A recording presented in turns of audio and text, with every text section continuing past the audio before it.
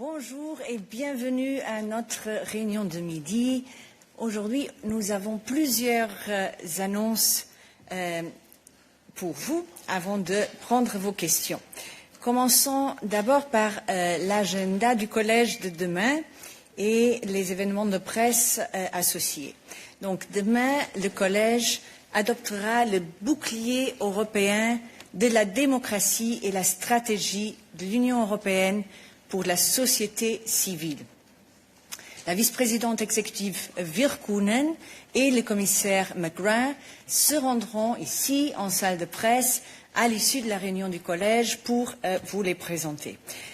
Ceci sera suivi par une conférence de presse sur le compas culturel européen, aussi prévu pour adoption demain, et qui sera présentée par la vice-présidente exécutive Menzatou et le commissaire Mikalev.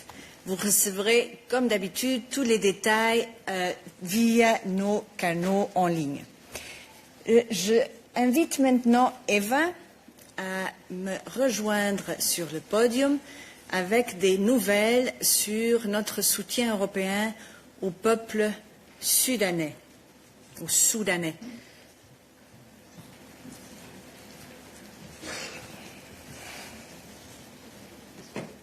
Good afternoon, everybody. This is not a pleasant topic, but it doesn't mean that we don't speak about it, because Sudan is collapsing under the weight of human despair.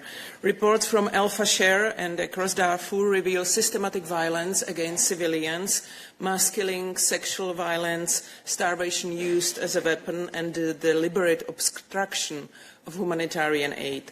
Entire communities are being erased under siege.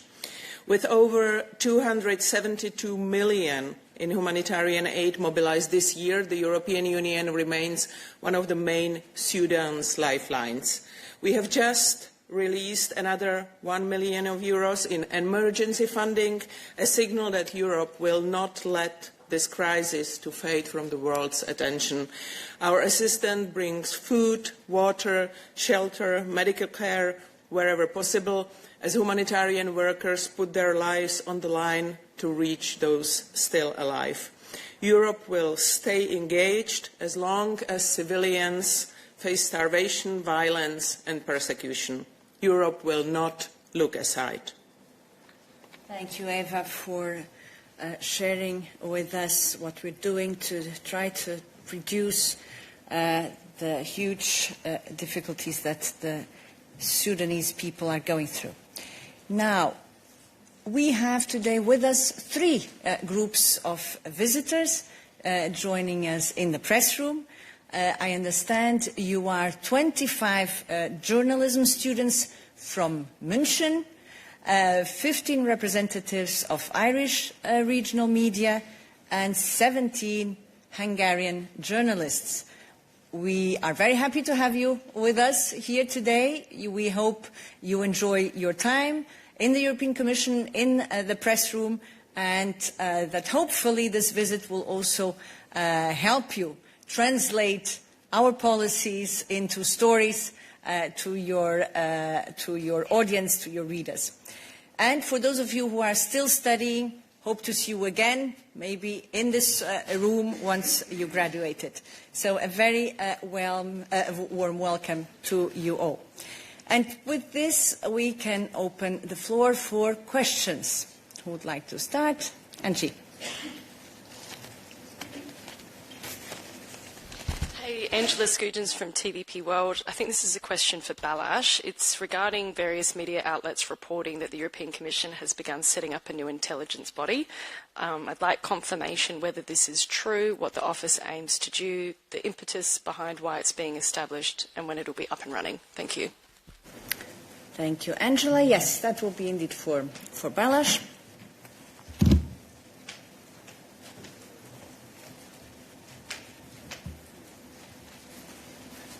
Good afternoon. So we are at an early stage of this idea, so the amount of information I can share is fairly limited, but let me give it a go nonetheless. So we are in a challenging geopolitical and geoeconomic environment, and the Commission, because of this, is examining how to strengthen its security and intelligence capabilities. So as part of this approach, the creation of a dedicated cell within the Secretariat General is being considered.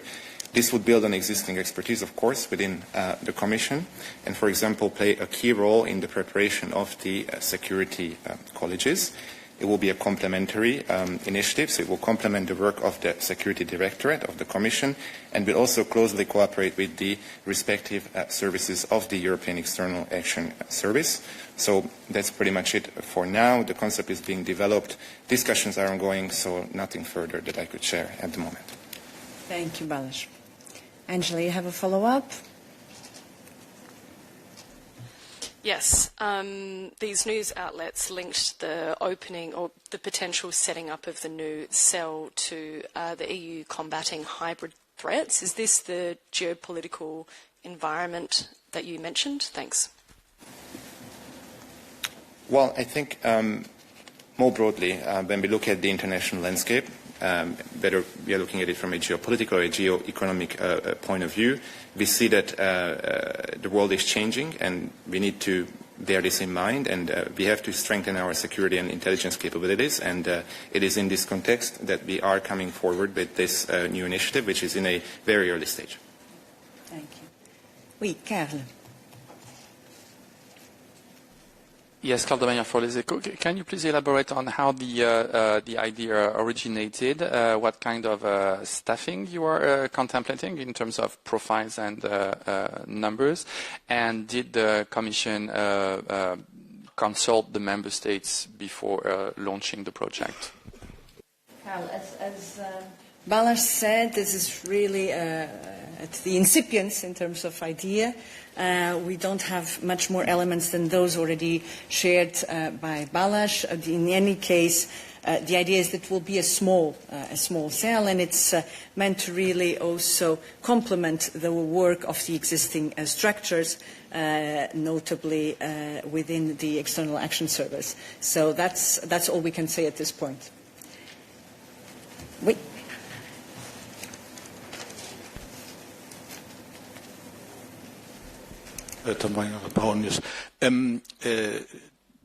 Do you, as this is a kind of activity usually made by member states, do you need a legal base for doing this, and what would this be? We can look into that question in particular. I wouldn't know the answer, to be honest. I think it's part of the organization of the Commission and how it organizes its work. We'll double check if there's any requirement for a dedicated legal basis in that sense. Yeah, Tommaso. Tommaso Gallavati in Kronos. Just a curiosity, have you already chosen a name for the new intelligence service? And approximately, may you give us a number of staff? It will be in the tens, hundreds? Thanks. Thank you, Tommaso. To my knowledge, we haven't baptized it yet, because as I said, it's at a very early discussion stage, and I understand it's rather small, so I would put it rather in one hand than two or three, from what I understand. So really rather small. Good. Other questions?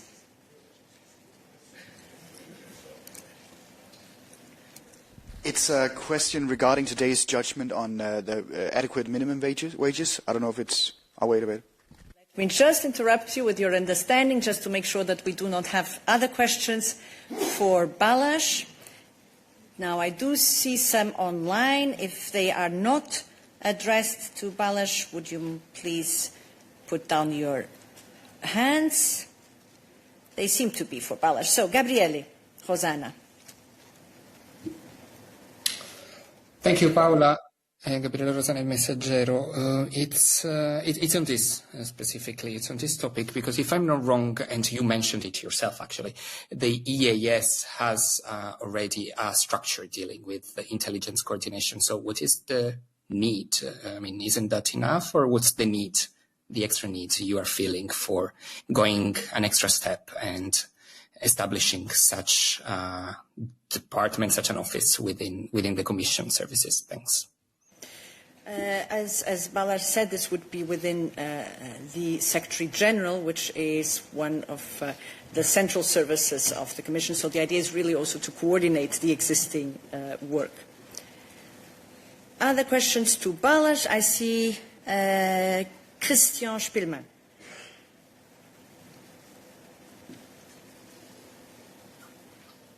Oui, bonjour. Je voudrais savoir si c'est vraiment très sérieux cette idée, cette cellule. C'est pas la première fois qu'on entend la Commission vouloir faire du renseignement. Or, le renseignement, c'est une chose qui est très particulière, c'est une chose qui est très jalousement gardée par les États membres. Sans renseignement, qu'est-ce qu'elle peut faire, votre cellule? Et ensuite, j'ai lu, sous la plume d'un brillant correspondant, que effectivement au SEAE, ils voient pas cette idée d'un très bon œil.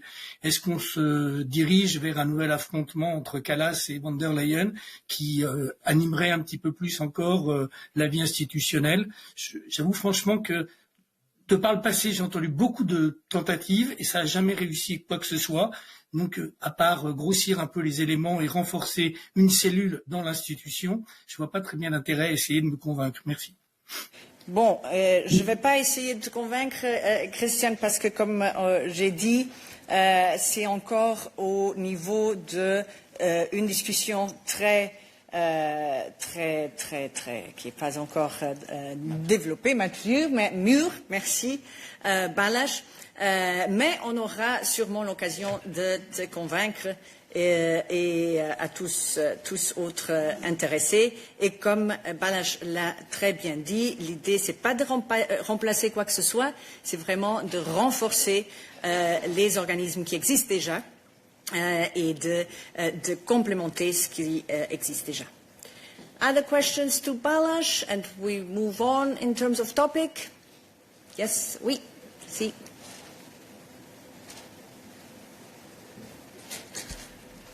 Encore sur le même sujet. Si tu dis on va coordonner les travaux existants, c'est quoi les travaux existants? Donc, maybe Balázs, tu peux faire référence brièvement à ce qui existe déjà. Lorsqu'on regarde la direction de la sécurité auprès de la Commission, l'idée là-bas, c'est vraiment de regarder la sécurité institutionnelle, donc protéger l'institution, les bâtiments et le personnel contre des menaces de sécurité. Donc ça, c'est l'idée de base en ce qui concerne cette direction. Quand il s'agit du SEAE, peut-être Anita peut donner des idées complémentaires, et donc il faut voir cette nouvelle idée dans ce contexte. Donc cette nouvelle cellule sera calibrée d'une telle manière à complémenter le travail qui est mené par d'autres entités. Notamment le INSEN qui existe. Voilà. Et donc on clôture ce sujet, on passe à un sujet différent. Et on vient ici à la question qui avait été posée déjà, commencé à être posée avant. It's a different question now. Yeah. Good. I want to hear what your reaction is to today's judgment from the European Court of Justice regarding the directive on adequate minimum wages. Thank you. Yes, there was an important decision by the European Court of Justice this morning on the minimum wage directive, and Eva has more information, and you may also have seen a statement that we just published on this very same topic a few minutes ago. But Eva. Yes, and we can say on this that the Commission welcomes today's judgment of the Court of Justice of the European Union, largely confirming that the directive on adequate minimum wages stands on firm legal ground. Let me say a bit more why, because we think that adequate minimum wages are key to strengthening social fairness and productive and inclusive economy. Also, it helps to protect workers and the purchasing power. It reduces, for example, gender pay gap. It also works in case of in-work poverty, or it sustains domestic demand. The directive was adopted in 2022, and since then the minimum wages have risen rapidly across Europe. So this has helped to raise pay and living standards of many workers. In this respect, we also understand that well-functioning collective bargaining are key factors for fairer and adequate wages. This high collective bargaining coverage is associated with higher wages and a lower share of low-wage workers, while higher productivity can create scope for higher wages, and workers need sufficient bargaining power to reap the benefits of these gains. But what is important that the Court of Justice confirmed that great majority of the provisions of the directive on adequate minimum wages stands on legal ground, and this includes most of all rules that establish a framework for adequate statutory minimum wages, as well as those directed at promoting collective bargaining on wage setting and enhancing the effective access of workers to minimum wage protection. You have a follow-up, please? This directive has created a lot of worry and does still create a lot of worry in Denmark. Do you understand this worry that the Danish politicians have? Yes, of course. And the Commission takes note that the Court dismisses the request of Denmark to annul the directive in its entirety. Furthermore, it also confirms that the directive was adopted on a legal basis. And regarding Denmark, we give just a framework for the collective bargaining. It doesn't mean that we dictate to any member states if the wages should be based on statutory basis or on the basis of the collective bargaining. Yes, please. Giovanni Del Re for the Times paper.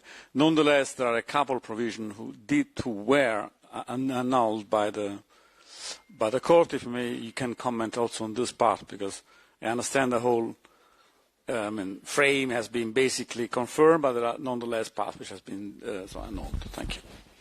If we speak about the annulment of the provisions, we speak only about a couple of lines, and I repeat again, great majority of the directive has been confirmed by the European Court of Justice. We are analysing the impact of these provisions to be annulled. It does not significantly affect the procedural framework established in the directive, and it means that anyway, the need to establish clear criteria to adequate and to effective involvement of the social partners in the process, this stays valid. So the court ruling does not affect the legislation that has been already adopted by the member states transposing the directive. This is important. Thank you, Eva. Any more questions on this topic? No, but still for Eva? No? Okay, then, yes, please. Odile.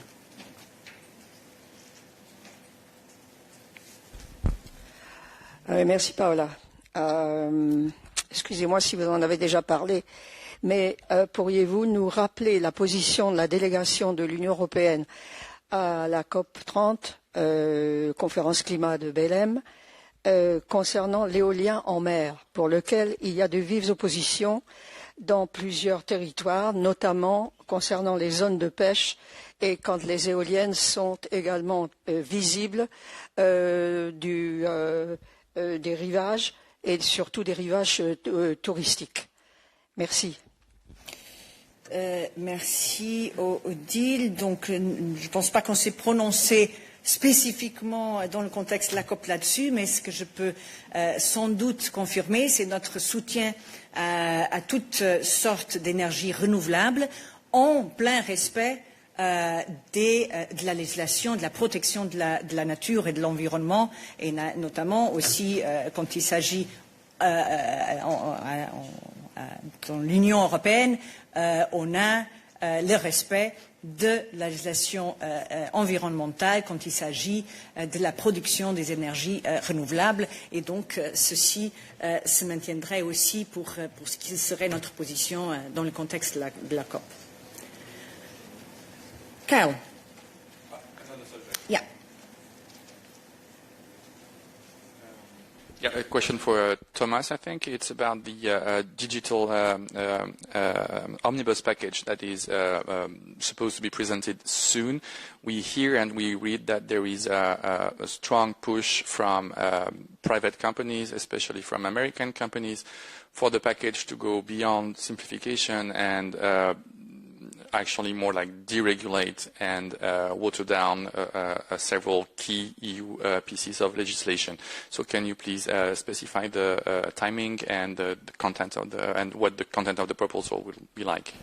And as a general caveat, Carl, I would say we will not speculate, or we should not speculate much about a proposal that has not yet seen the light of the day. So that's important, really, to remember. But Thomas, what can we already say about that and the preparation that is ongoing? Thank you, Paula. A couple of points from my side on the noise around the upcoming digital omnibus.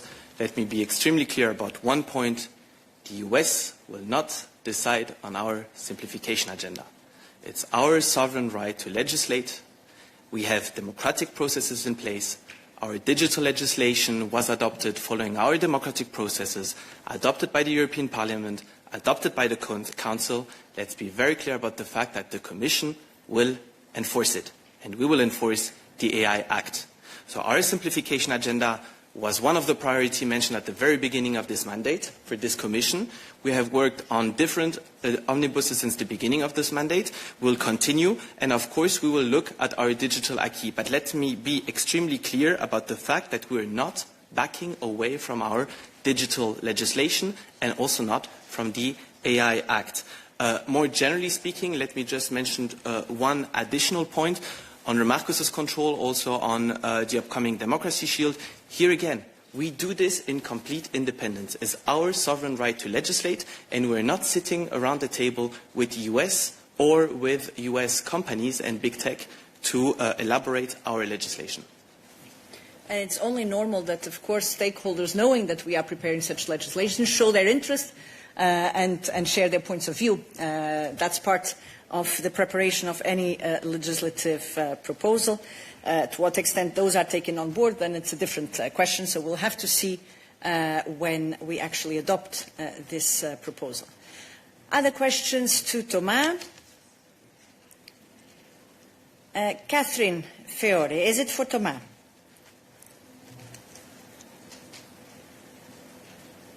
No, it doesn't seem to be the case. So we have there still one question for Thomas, please. Go ahead. Yeah, thank you. Anna Ströler-Romero for Netzpolitik. So I saw that the Committee on Employment and Social Affairs has adopted a request today. It's about the use of algorithms, AI in the workplace. And I was just wondering, maybe you can remind me how the AI Act already regulates the use of these technologies in the workplace. Thank you. Thank you, and this is precisely why the Commission is not backing away from its digital legislation, because it's here to protect our citizens, it's here to protect our companies, and it's here to protect our workers. For example, let me give you some very concrete examples. Thanks to the AI Act, social scoring is not allowed in the EU. Massive policing in publicly accessible spaces is not allowed in the EU. Having an emotion recognition system, scanning your emotions and giving them directly to your employer is not allowed in the EU. So this is precisely why we're still behind our AI Act, and this will, of course, not change. So yes, the AI Act is also protecting workers. Thank you. Other questions to Thomas? No. Thank you, Thomas. Other topics? Yes, please.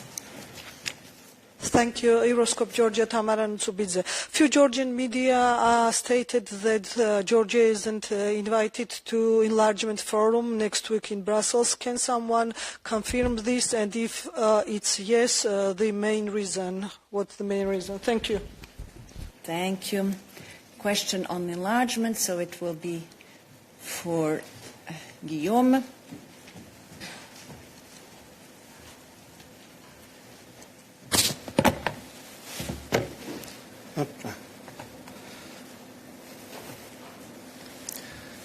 Thank you. Hi. So our position, on Georgia enlargement.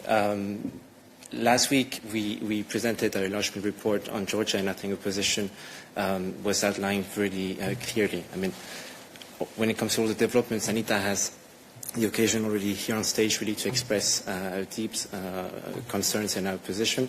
When it comes to the enlargement report, the report shows, again, that Georgia is drifting further away from its EU path. The report finds that there was a backsliding from EU accession reforms, and it's really unprecedented for a candidate country. So this situation has really deteriorated.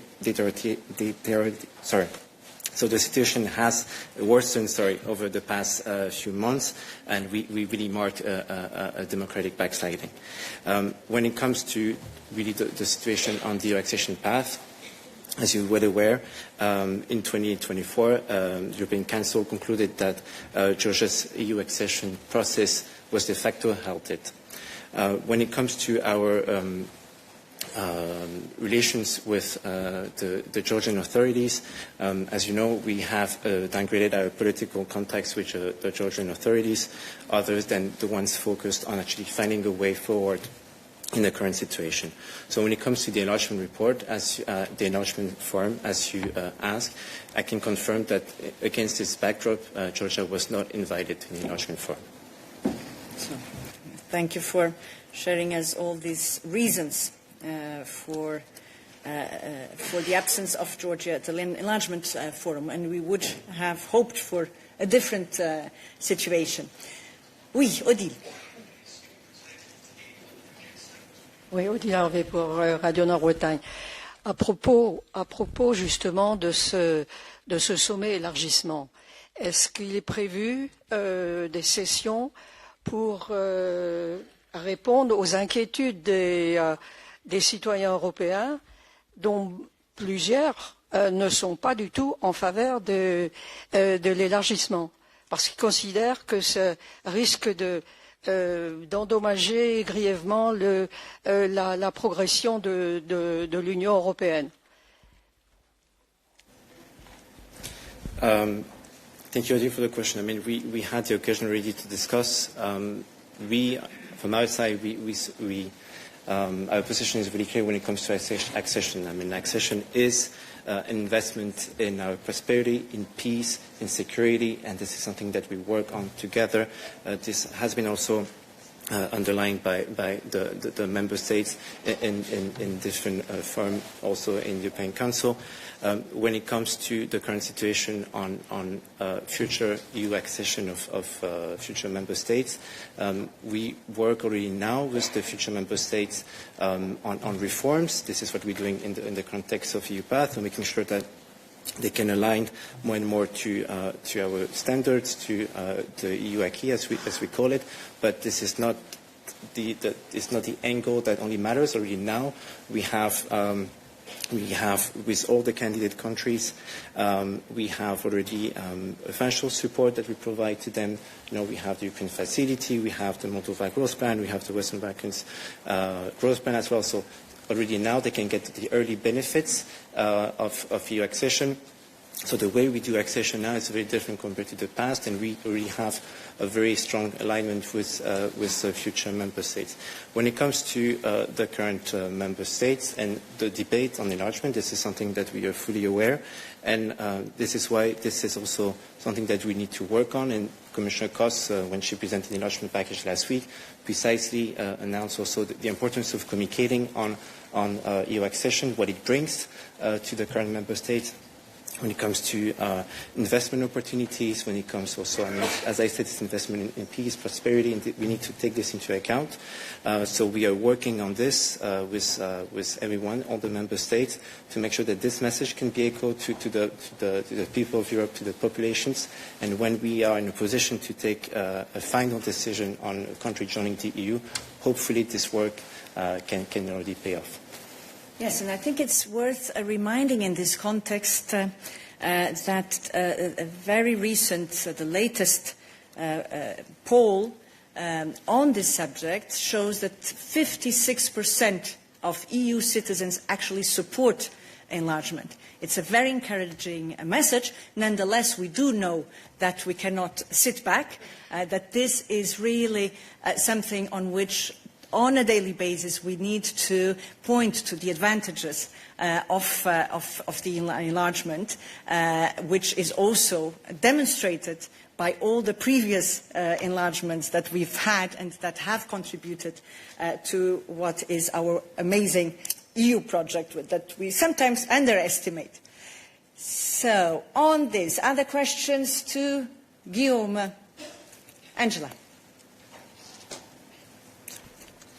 Angela Scoogens from TVP World. Politico reported this morning that the Danish Council presidency is organising a new informal summit in Ukraine to address enlargement. Do you have any information about that? Thank you. When it comes to the specific enlargement forum in Ukraine, I would advise you to get in touch with the Danish presidency to get the information. I don't have information at my level to share. Indeed. Odile, you had a follow-up? Désolée, je t'avais pas vu avant. Yes, you know, when people tell you that they raise money, for instance, for schools in some of those enlargement countries, and that the money disappears and never gets into the school. So I'm referring to all those cases of corruption. And I'm just wondering what you're on your side. How do you try to control that before you let other certain country coming into the EU? What are the measures that you are trying to put into effect? Thank you, Odile. You're touching on a very important point, and of course we need to ensure the good use of any EU fund, of any of the taxpayers' money, and we do have the measures in place to do so. And Guillaume, again, if you can remind us of what are such measures that we have in place. Indeed. I mean, we need to recall, and this is actually what Bara just mentioned, that the fight anti-corruption is a key element, is really central to our work to make sure that in the accession process, to make sure that this can be respected fully once a future member state can join the Union. So already in all the reforms and all the work that is done, this is a central element. This is part of the, as we call it, the first crossing of fundamentals. Corruption, the fight anti-corruption is part of it. So it means that throughout the process, in the accession process, it is scrutinized, it is checked, and it is something that we keep on working and we monitor throughout the process. On top of it, when it comes to the funding that Canadian countries can acquire throughout already now throughout the process, we have safeguards in place. This is part of our legislations. I mean, I mentioned a few minutes ago the growth plans for Moldova, the European facility, also the growth plans for the Western Balkans. We have precisely in this legal text, I mean, in our agreements with Canadian countries, safeguards when it comes to the funding that we provide. We have monitoring mechanism in place. I mean, we can go into all the details, but I mean, we can do this perhaps after the media. I can explain all the details, but we do have already all those safeguards really in the legal text, in agreements with Canadian countries, and we can act if we have proof, indeed, that the money that was actually given for a specific project or for other reasons do not go to the final recipients and do not serve the main objectives, then we have a mechanism to act. Thank you. Other questions to Guillaume? No? Then we can change topics. Fatlum Yashari. Online. Thank you. I have two questions on Kosovo. On Sunday, Kosovo finished the second round of elections for the mayors in the municipalities. How does the European Union evaluate or comments the election process? And in addition to this question, when will the European Union lift all the measures imposed back in 2023? Will it be immediately after the new mayors take the office, especially those in the north, or Kosovo has to wait for the new year for the lifting of the measures? Thank you.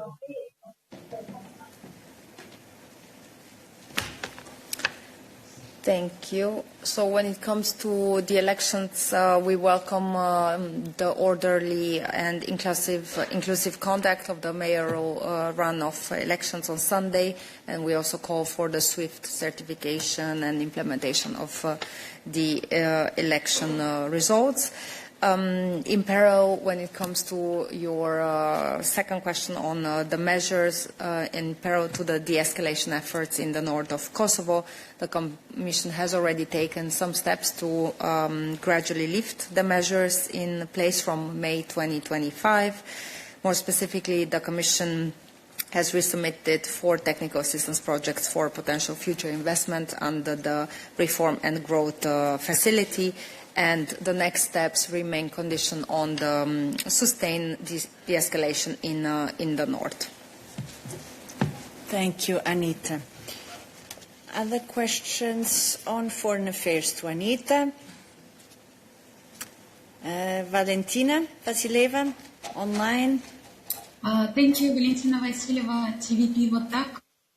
I don't know actually, is it for Anita or for Marcos, but it's about Special Tribunal for the crime of aggression against Ukraine.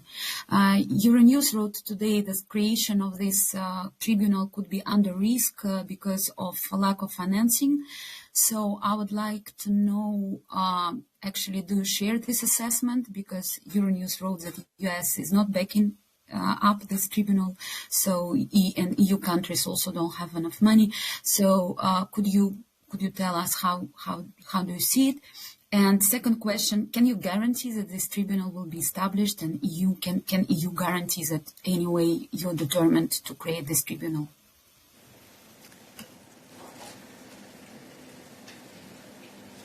Anita. It will be for him, but maybe there are other questions on foreign affairs. Yes, good, it's true. Valentina, this one will be taken by Marcos, so in the meantime we'll just make sure that there are no further questions to Anita. Does not seem to be the case, so we'll ask Marcos to come up on the International Criminal Court.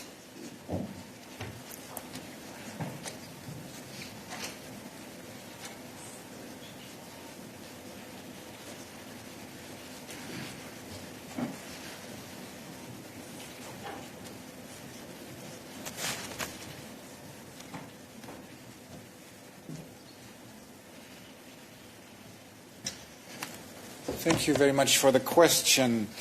The Special Tribunal will be financed and managed by the members and associate members of the enlarged partial agreement set up for that process and for that purpose. The EU will finance the advanced team's work for the preparation of the creation of the Special Tribunal. Once the Tribunal is operational, the Union will provide an annual mandatory contribution as a full member. We also expect other major contributors to join the enlarged partial agreement who have been supportive of the establishment of the Special Tribunal. This is what I can say. Thank you, Marcos. Valentina, you have a follow-up? Yeah, thank you. I just would like to clarify, do you have these concerns that this could be a financial problem there, or like you see that work is going on and everything will be finally leads to result? It's what I've just said. Work is ongoing. And we're definitely committed to make it happen. Let's bridge the challenges as they come our way. Other questions? I don't see any further questions in the press room nor online. So this brings us to the end of the midday. Keep an eye on possible announcements of press events for this afternoon. It's not yet 100% sure, but there could still be something coming your way. With this, we'd like to wish you a very nice afternoon, also to our visitors, and a great day.